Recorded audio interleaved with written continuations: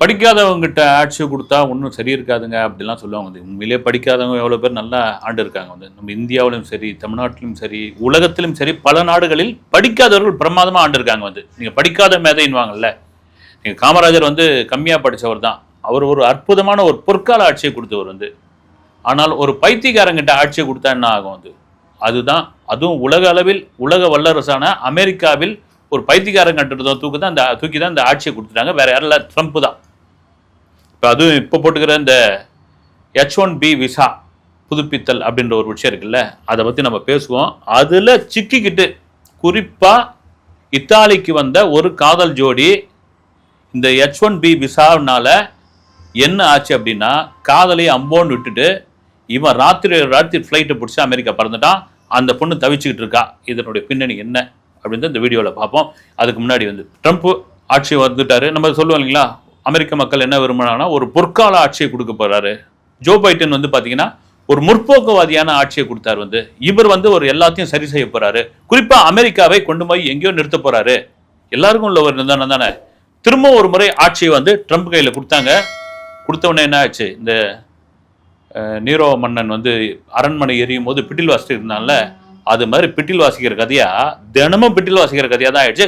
குறிப்பாக இந்த ட்ரம்ப்புக்கு இந்தியா மீது என்ன வன்மம்னே தெரியல.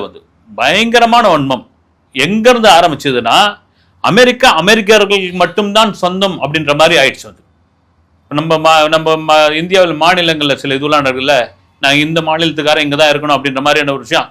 அதே போல ட்ரம்ப்புக்கு என்ன ஆகிப்போச்சு, அமெரிக்கர்கள் மட்டும்தான் அமெரிக்காவில் இருக்கணும், மீதி எல்லாம் பிழைக்க வந்தவங்க, வந்தங்குடி. நீங்களா இந்த ஊருங்களில் சொல்லுவாங்கள்ல, அவங்களாம் வந்தங்குடிப்பா அப்படின்வாங்க.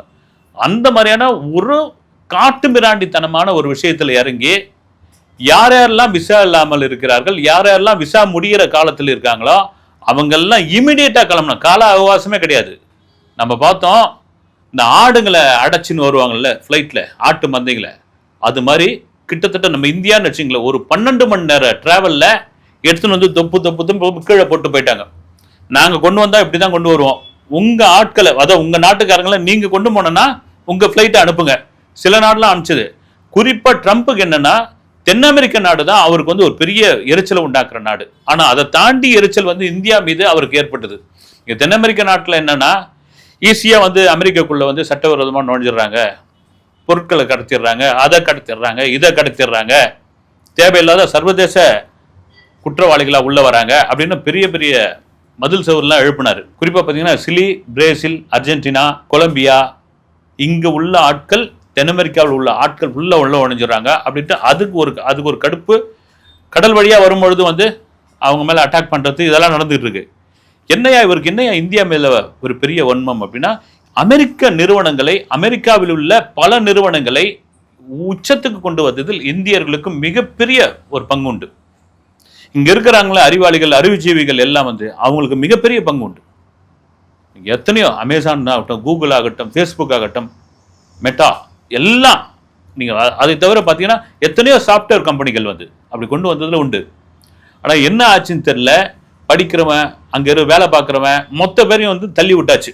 விட்ட பிறகு அதன் பிறகு கூட அந்த ருத்ர தாண்டவன்னுவாங்கல்ல, அது அடங்கலை. ருத்ர தாண்டவத்தை தாண்டி என்ன நான் பண்ணுறோம் எதுன்னே தெரியாமல், குறிப்பாக இந்தியா ரஷ்யாவிடம் போய் எண்ணெய் வாங்கக்கூடாது, நீங்க கச்சா எண்ணெய் வாங்கக்கூடாது, நீ கொடுக்குற காசுல தான் ரஷ்யாவை போருக்கு செலவு பண்ணிக்கிட்டு இருக்கு. எவ்வளவு பெரிய அபத்தமான ஒரு விஷயம் பாருங்க. நாம கொடுக்குற அந்த கச்சா எண்ணெய் கொடுக்குற காசு தான் ரஷ்யாவுக்கு பெரிய பொருளாதார உயர்வே கொடுக்குதான். அதுதான் போருக்கே பயன்படுத்துறாரு. உக்ரைன் மேல அதனால தான் தாக்குதல் பண்றாங்களா. இந்த போர் நடக்கிறதுக்கான காரணமே இவங்க இந்தியா எண்ணெய் வாங்குறதுக்கு தான் காரணம் அப்படின்னு சொல்லி அதை ஒரு இதுவா பண்ணி நீங்க நிறுத்தணும் அப்படின்போது இந்தியா திட்டவட்டமாக நிறுத்த முடியாது. போயா நீ என்ன பண்ணிக்கோ, ஏன்னா எனக்கு அவன் சௌரியமான வேலையில் கொடுக்குறான், ரொம்ப பக்கத்தில் இருக்குது. இங்கேருந்து நான் சுத்திக்கிறது யூரோப் நாட்டுக்கெல்லாம் நாங்கள் அனுப்புகிறோம் இந்த எண்ணெயை வாங்கி. அப்போ யூரோப்பை போய் கேள்வி, நீ இந்தியா கிட்ட இருந்து ஏன் வாங்குறீங்கன்னா அது கேட்கறதுக்கு இது இல்லை. சும்மா இந்தியான்னு இதே பண்ணிக்கிட்டு இருக்க நீன்னு சொல்லி முடியாதுன்னு சொன்ன உச்சக்கட்ட கோபத்தில் போய் 50% வரி ஏற்றுமதி இறக்குமதியை கொலாப்ஸ் பண்ணியாச்சு. அதனால தான் பிரதமர் மோடி கூட சொன்னார், தயவு செய்து இந்திய பொருட்களை வாங்குங்க, அந்நிய பொருட்களை வாங்காதீங்கன்னு கூட சொல்லியிருந்தாரு. இதெல்லாம் மீறி நாங்கள் உங்களுக்கு சப்போர்ட்டுக்கு இருக்கிறோங்க, வாங்க நீங்கள் அப்படின்னு ரஷ்யாவும் சைனாவும் ஏன்னா நமக்கு எப்படி பாகிஸ்தான் வந்து ஒரு ஒரு பங்காளிங்களோ பரம எதிரியோ, அதே போல ஒரு மறைமுகமான நேரடியான ஒரு பரம எதிரி வந்து சைனா. அவனே வாங்கன்னு சொல்லி சீன அதிபர், ரஷ்ய அதிபர், இந்திய பிரதமர் 3 பேரும் நின்று அந்த ஸ்டில்ல பார்த்துட்டு குய்யோ முறைன்னு கத்தனவர் தான் இந்த ட்ரம்ப்.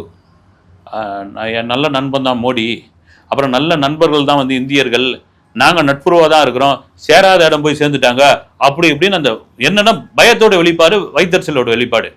சரி, இப்போ என்ன மேட்டருக்கு வருவோம்னா, இந்த H1B விசா, அதாவது அமெரிக்க நிறுவனங்களில் வேலை செய்பவர்கள், இங்கே அவங்கவுங்க சொந்த நாட்டிலேருந்து வேலை செய்கிறவங்க, இங்கேருந்து வீட்டிலேருந்து ஒர்க் ஃப்ரம் ஹோம் மாதிரி செய்கிறவங்க, திடீர்னு அந்த நிறுவனம் வந்து அந்த வேலையாட்களை அவங்கள கூப்பிட்றாங்க, அமெரிக்கா வாங்க, சில டவுட்ஸ் இருக்குது, சில இது ப்ராஜெக்ட் இங்கேயே பண்ணி கொடுக்கணும் அப்படின் போது இந்த விசா உடனடியாக வந்து செல்லுபடி ஆகும். உடனே போயிட்டு அமெரிக்காவில் அந்த வேலையை முடிச்சுட்டு திரும்ப வந்துடலாம். ஒரு டெம்பரவரி விசான்னு வச்சிங்களேன். இந்த விசா மேலே ட்ரம்ப்புக்கு ஒரு கண்ணை உறுத்திக்கிட்டே இருந்தது. என்ன கண்ணை உறுத்திக்கிட்டு இருந்ததுன்னா, இந்த விசாவை நீங்கள் புதுப்பிச்சு ஆகணும். அப்படி புதுப்பிக்கிற கட்டணம் எவ்வளோன்னா அமெரிக்க டாலர் $1,00,000 வந்து. என்னையா இது வந்து, அதாவது வயிற்றுல அடிய, அதுக்காக வைத்திய சுத்தமாக அடிக்கிறது என்ன விதத்தில் நியாயம் வந்து. இன்னைக்கு அமெரிக்கான்ற ஒரு நாடு கண்டுபிடிக்கப்பட்ட நாடு வந்து, கண்டுபிடிக்கப்பட்ட நாட்டில் பல நாடுகளிலிருந்து வந்து குடியேறினவங்க தான் இங்கே வந்து உருவாக்கப்பட்ட நாடு தான் வந்து. அந்த நாடு ஏதோ பூர்வ நாடுலாம், அதுக்கு ஒரு வேர்லாம் ஒன்றும் கிடையாது வந்து. அப்படி இருக்கிற ஒரு நாட்டில் இதுதான் என் நாடு, இங்கே தான் என் மக்கள் அப்படின்னு சொல்றதுல எந்த வச்ச நியாயம் அப்படின்னு இந்த $1,00,000 உடனே வந்து புதுப்பிக்கணும் போது அத்தனை பேருக்கும் பெரிய கலக்கமாக மாறிடுச்சு. ஏன்னா தீபாவளியை ஒட்டி லீவுக்கு வந்தவங்க, சில மருத்துவ இதுவுக்காக வந்தவர்கள், அப்புறம் வந்து சிலர் வந்து இறப்பு இதுவுக்காக வந்தவங்க, இந்த நாடு இல்லை பல நாடுகள்ல இருந்து, அதுவும் இந்தியர்கள் அதிகமாக வந்தவங்க வந்து இப்படிலாம் இருந்தவங்க. அந்த நிறுவனங்கள், அமெரிக்க நிறுவனங்கள் என்ன பண்ணிடுச்சு, உடனடியாக அடிச்சு, எப்பா நீங்கள் வந்து உடனே இதை பதிவு, அங்கே தான் போய் பதிவு பண்ண, அதை வந்து ரினியூவல் பண்ணிங்க, உடனே இந்த கட்டணத்தை கட்டுங்க, இல்லைன்னா உங்களுக்கு வேலை போயிடும், இந்த ப்ராஜெக்ட் வேற யாருன்னா கொடுத்துருவோம் அப்படின்னு ஒன்று அடிச்சு புடிச்சு இறங்கி ஓட ஆரம்பிச்சு புடிச்சு எங்கெங்கயோ திரிஞ்சு இமிடியட்டா கிளம்ப ஆரம்பிச்சாங்க. கும்பலா இதுவா போக ஆரம்பிச்சாங்க வந்து அத்தனை பேரும். குறிப்பாக நம்ம டெல்லி, பெங்களூர், அதுவும் அகமதாபாத் ஏர்போர்ட்லாம் பார்த்தீங்கன்னா ஒரே நாளில் அவ்வளோ பேர் க்யூவில் நின்று அந்த அந்த வரிசையில் நின்ற இதுவெல்லாம் பார்த்துருக்கலாம். ஏன்னா இமிடியட்டாக போய் ஆகணும், டைம் வந்து அவ்வளோதான் வந்து. எவ்வளோ பெரிய ஒரு என்ன சொல்கிறது வந்து ஒரு ஒரு மன்னராட்சியாக நடக்குது. எவ்வளோ பெரிய ஒரு கொடுங்கோலான ஒரு மனம் பாருங்க வந்து. யாராக இருந்தாலும் ஒரு அவகாசம் ஒன்று கொடுப்பாங்கல்ல.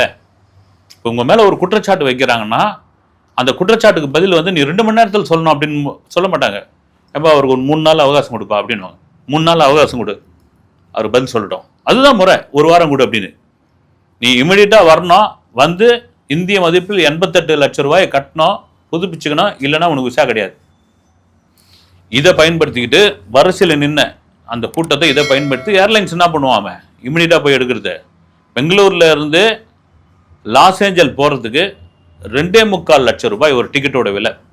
ஆக்சுவலாக அந்த டிக்கெட்டோட விலை 1.25 லட்சம். 2.25 லட்சம் ரூபாய் கொடுத்து தான் ஆகணும், வேறு வழியே கிடையாது. இதில் ஒரு முக்கியமான சம்பவம் இத்தாலியில் நடந்திருக்கு. அது என்னன்னு, இந்தியாவில் பல பேர் கண்ணீர் விட்டுட்டு போயிட்டு இருக்காங்க. என்னன்னா ஃபேமிலியோட வந்திருக்கிறோம் நாங்கள், அது தவிர பார்த்தீங்கன்னா பண்டிகை கொண்டாடுறதுக்காக வந்திருக்கோம், இத்தனை வருஷம் கழிச்சு வந்திருக்கிறோம், இதெல்லாம் ஏன் அப்படிலாம் பண்ணிக்கிட்டு இருக்கீங்க நீங்கள் அப்படின்னு. அது ஒரு பக்கம். அமெரிக்காவிலிருந்து ஒரு காதல் ஜோடி இத்தாலிக்கு வந்திருக்காங்க, ரோமுக்கு வந்திருக்காங்க, அங்கே சுற்றி பார்த்துருக்காங்க. அந்த பொண்ணுக்கு என்னென்னா பாஸ்தா தயாரிக்கிறது ரொம்ப விருப்பம். நீங்கள் பீட்சா, பாஸ்தா இதனுடைய தாயகம் வந்து இத்தாலி. அப்போ பாஸ்தா தயாரிக்கிற அந்த ஒரு நிறுவனத்தில் போயிட்டு அந்த பொண்ணு போய் சும்மா வேலை கற்றுட்டு இருக்கு, இல்லை போய் இது பண்ணியிருக்கு. இப்படி ஜாலியாக இருந்த இந்த காதலர்களுக்கு இதில் இந்த அறிவிப்பு வந்தது. அறிவிப்பு வந்த உடனே அவன் என்ன பண்ணியிருக்கான், இந்த காதலியை அம்போன்னு விட்டுட்டு, இது நடந்தது அம்போன்னு விட்டுட்டு ஒரு நைட்டு கிளம்பி ஏர்போர்ட் போய் அவசரமாக டிக்கெட் எடுத்து அமெரிக்கா போயிட்டான். அதுக்கான காரணம் என்னென்னா, ஒரு டிக்கெட்டோட விலையை வந்து நீங்கள் 100 மடங்கு எத்தனை அவனால் எங்கே இருக்க முடியும், எங்கேருந்து அவனுக்கு காசு வரும். முதல்ல போய் நம்ம வேலையை தக்க வச்சுப்போம், நம்ம போய் அதை புதுப்பிச்சிடுவோம், அதன் பிறகு நம்ம காதலை கூப்பிட்டோம், அவ்வளோ திறமையான வந்துடுவான்னு. அந்த பொண்ணு ஒரு வீடியோ போட்டிருக்கு. அது வந்து காதல் மேலே கூட கோவப்படல. இந்த மாதிரி ஒரு அரசாங்கத்தை பண்ணிக்கிட்டு இருக்கீங்களே, இது நியாயமா அப்படின்னு ட்ரம்ப் கேட்குது. இது உங்களுக்கே அடுக்குமா, இது எந்த விதத்தில் இது? நான் பாட்டுன்னு வந்தோம், நாங்கள் 2 பேரும் சுற்றுலா இருந்தோம், ஒரு ஒரு ஒரு மகிழ்ச்சியாக இருக்கிற ஒரு நேரம், நான் வந்து ஒரு பாஸ்தா கற்றுக்கிறதுக்காக வந்தேன்.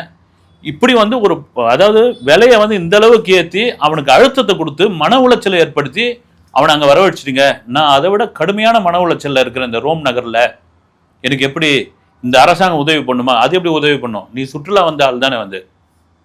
அப்போ அந்த அரசாங்கத்தை மேற்கொண்டு அதை பற்றிலாம் எனக்கு கவலையே கிடையாது ட்ரம்ப்பை பொறுத்த வரைக்கும். அதான் சொல்கிறேனே, என்ன பண்ணுறோம்னு தெரியாமல் பண்ணுறது தான். அங்கேயே அவங்க நாட்டிலே கலிஃபோர்னியாவில் மிகப்பெரிய ஒரு போராட்டம் நடந்தது.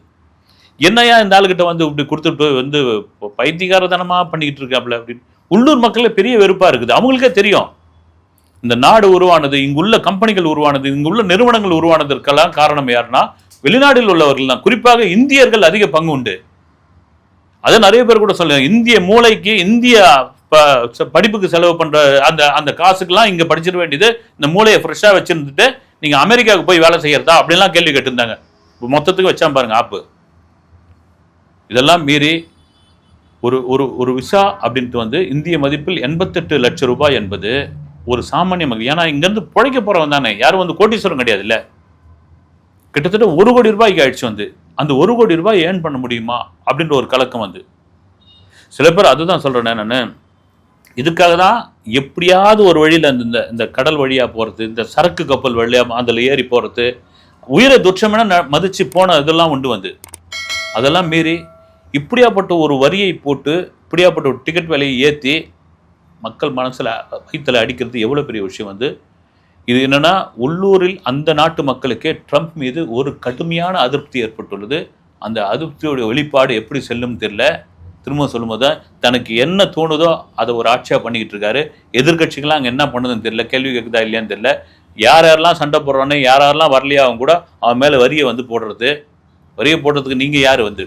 ஆனால் தான் கல்ஃபில் உள்ள நாடுகள்லாம் நான் சொல்கிறாங்க, நீங்கள் வெறும் பேப்பர், டாலருக்கு வெறும் பேப்பர், அந்த பேப்பரை வச்சு நீங்கள் மதிப்பீடு பண்ணுறீங்க.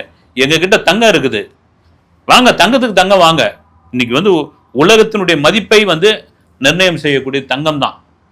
எங்ககிட்ட கோல்டு இருக்குது, உங்ககிட்ட இருக்கிற கோல்டை வச்சு யார் பெரிய ஆளுன்னு காமிச்சிக்கலாம் வா. யார் வந்து வருமானம் அதிகமாக இருக்குது, யாருடைய பொருளாதாரம் அதிகமாக இருக்குன்னா அதெல்லாம் கிடையாது. உண்மையிலே பாருங்க, டாலர் ஒரு பேப்பர் தானே.